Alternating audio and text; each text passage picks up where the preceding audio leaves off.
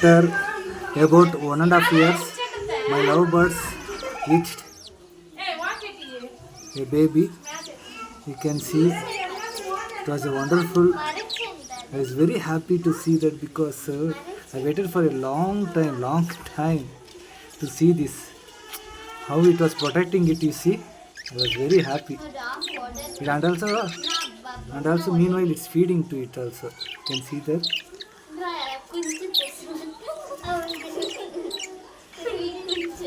It's focusing now, it's focused. You can see, wow, it's beautiful.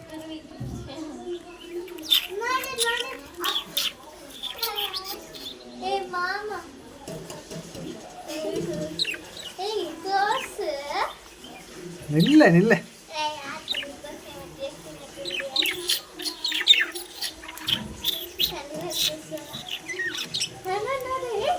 Look at it. Its wings are shown. It's what I think. It's thinking of that I will get that and I will separate it from that. For that purpose, it's protecting it. Afterwards, I will show you.